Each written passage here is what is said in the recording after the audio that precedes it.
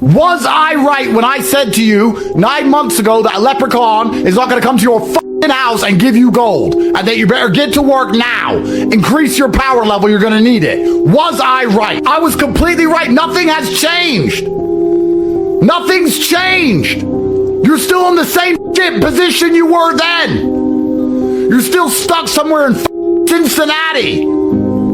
You ain't got any big booty cuties at all. None of your dreams have come true. None. In the most favorable administration that we all prayed for, nothing has changed. God does not reward quitters, and he doesn't reward the slow.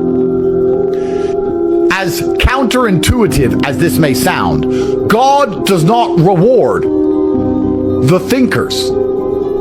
He rewards the action takers. The people who instantly take action without thinking do pretty good. A lot of stupid people get very rich by instantly taking action without thinking. Then you have the very smart people who take action and then think about the action they took. They think post-action. I'm going to take an action because I have to be first. Now let me think about what I've done. I've done something. So now let me think about how to make the most of the action I have taken. The people in the middle who are thinking about action only lose because they are never first. Thinking is slow. And they do that because they believe something is coming to save them. If you need it to rain, you shouldn't sit and pray. You shouldn't sit and hope. You shouldn't sit and complain that it's not raining. You shouldn't sit and wait. You should rain dance. Does a rain dance make clouds appear? No. But you should take action. Losers are going to suffer more than they've ever suffered, and winners are going to win more than they've ever won. And if you're a winner, you should be excited. If you're a loser, you better change teams quick, because there's no more sympathy for anybody. What action have you taken? Not what action were you hoping the system would take for you. What action have you taken? You as an individual, what have you done? The second best time, the first time being the past, the second best time is the present, and the worst time to possibly take action is the future. Because every day you delay is a day of life that you're going to experience without progression. For a man, your contentment will come from your purpose, and it will come from your competence, and it will come from succeeding objectives. It will come from completing difficult things that other people cannot complete. It will never come from the easily accessible hedonism, which you have confused for fun. If everybody can do it, you shouldn't want to do it. If everybody can go to that concert, you shouldn't want to go. If everybody can go to that club, you shouldn't want to go. You should only want to do things others can't do. The only fun I have is doing things I know you're not allowed to do. So you need to sit there and go, all right, I'm being asked to do something fun. Who else can do this? And if the answer is everybody, stop. I clear my emails. I've trained hard that day. I've made a couple $1 million. I've checked on all the people I love, all the people I care about. I've donated some money to charity. My children are fed. Their mothers are taken care of. Everything is in order. Everything is in its proper place. That is fun. If you say to me, Andrew, skip a portion of that organization and professionalism so that we can go and do something that everyone else can do, my answer will be no. That does not sound fun to me. And the fact that you think that's fun shows that you have a severe mental deficiency. Okay. Stay away from it.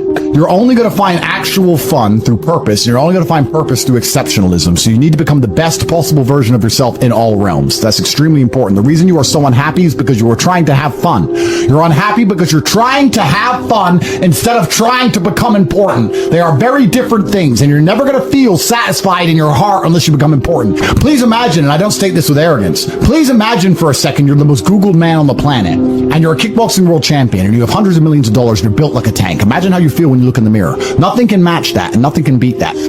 I often see that when I speak to people who are too comfortable, they end up being unhappy. Yeah. You can't entertain yourself to happiness. You must earn happiness. You must climb a mountain. You must struggle yourself to happiness. That's extremely important. There must be physical, mental, social, creative, some kind of spiritual struggle.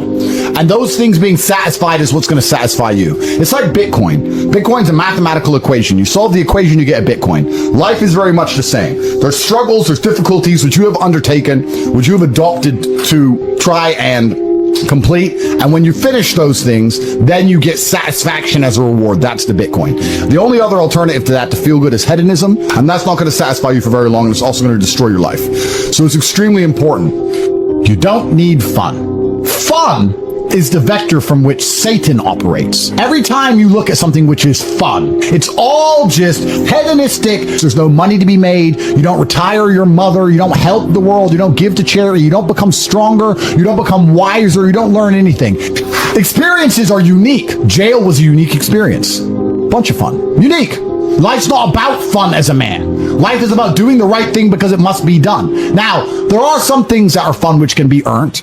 And there are some things which are fun that you could do, which perhaps involve skill. Driving a supercar around a racetrack is fun. It involves skill. You have to be good at what you do. Cool. But a lot of this fun that is easily accessible to everyone, because not everybody can get a Ferrari on a closed racetrack. I can. You can't because you're poor. You do not need fun until you've already reached the highest possible echelon. So this whole idea that you need fun in your life, you don't. What you need is purpose. You need discipline. You need hard work. You need things to do which are going to benefit you and the others around you. You need duty. You need obligations. And you need performance metrics. You need people around you who are going to hold you accountable. You're nobodies. You're not important. Nobody knows who you are. You're not physically strong. You're not financially wealthy.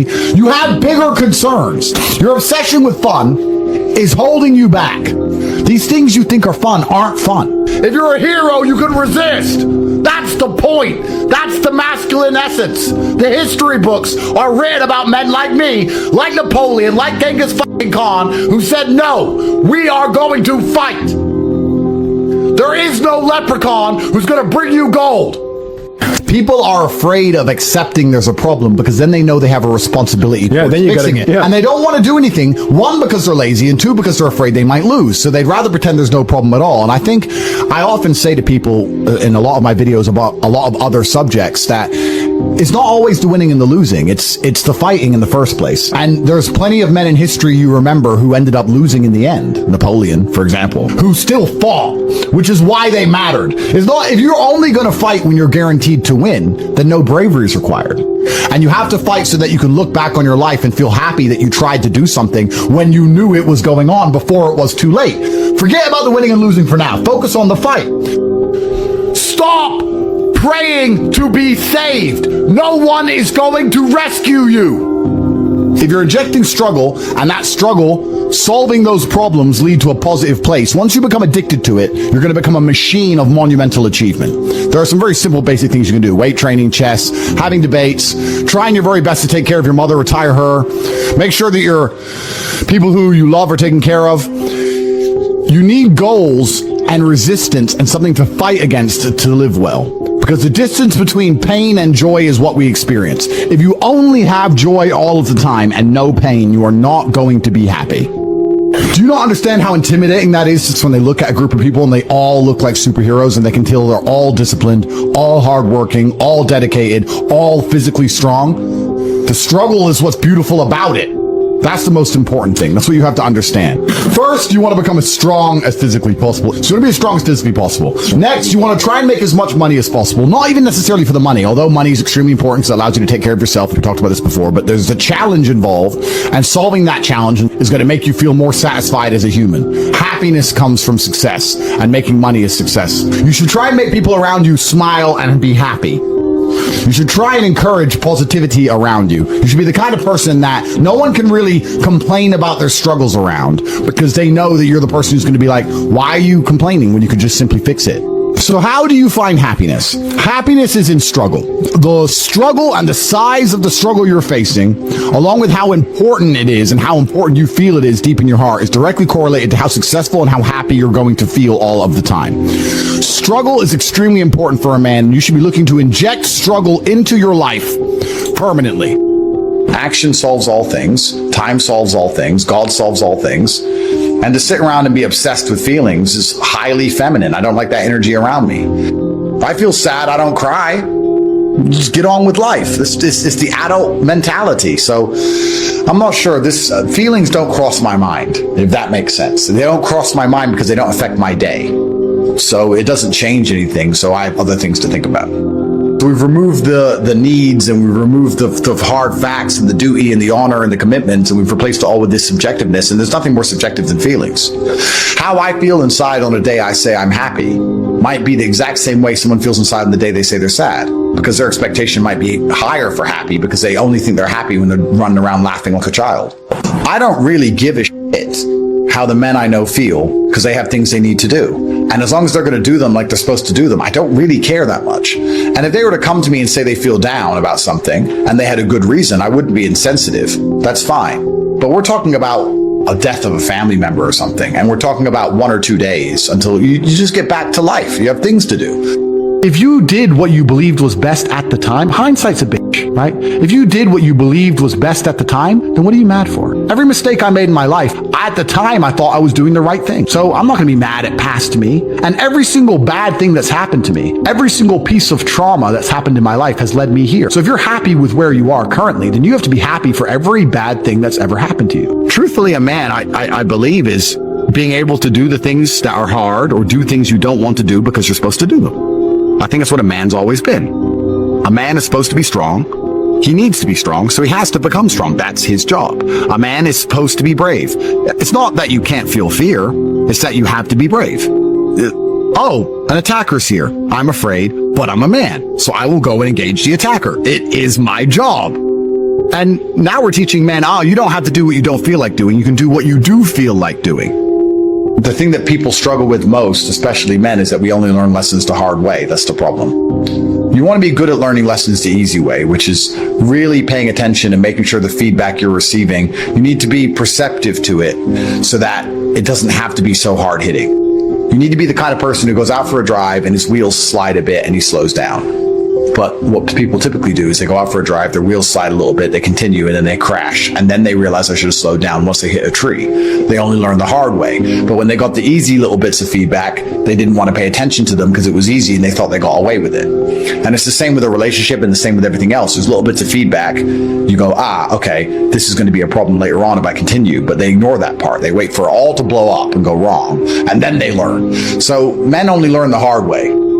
And the reason they're sitting at home, even if they don't admit to these ailments, wondering why they're so unhappy all the time, is because you're fighting an internal battle. Your monologue is different in your mind from what your spirit truly wants. You want to be respected. You want to be strong. You want to stand up for what you know is right. You want to be a man, and you're just too afraid to engage the enemy. So you're going to self-destruct. You're going to turn on yourself. There's a fire inside of you. There's a fire inside of absolutely every man, and you can either direct it at your enemy and do your very best to destroy him, or it's going to burn inside of you and eat you alive. You have to make a choice.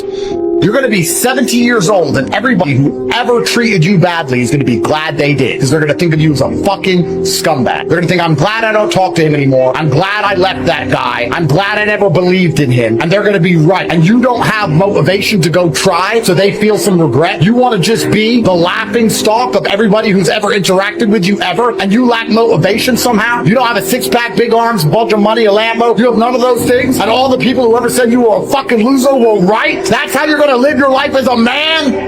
There is no such thing as the perfect time to do anything, because all timing is divine. God gave you time, and he gave you time to take action. Trust me, the world can function perfectly fine without you. So you have to ask yourself a question: what are you here for? You're here to do things. Action, inaction, cause and effect. These are the simple rules of the universe. And today you have an important choice to make and save your bloodline from eternal serfdom. If you do not take action, if you do not move, if you think that the timing will be better later on, something's going to change in the future that's going to make it easier, that you'll work later, you don't have to work now, you are going to feel the bitter, permanent sting of regret. Was life as a man in the year 700 any better than it is today? Look at all the battles where men charged at each other with spears, just getting stabbed to death. Whether you win or lose, whether you survive or not, being a man has always sucked. And now, being a man still super sucks, but it's probably the best it's ever been. And you're crying about it. Of all the periods of history where men had to be men and go through what was expected of men, this is the period of history where it's really not that bad. You have to make some money, you have to be competent, be on time, go to the gym, be funny so the girls want to talk to you, be charismatic, and you'll be all right. Haven't got to charge at the muskets. Haven't got to load the cannons. Haven't got to freeze to death in the icy waters of the Atlantic for the women and children. No. You have to go to the gym, and you're struggling with motivation. Because you're a fuck up and a loser. Life's shit as a man, but it's better than it's ever been. And if you're struggling today, you would never have stood a chance when the armored knights came over the hill ready to decapitate everybody in your village. You would have pissed your little pants, stood there, covered in pee running down your legs, waiting for the fucking sword.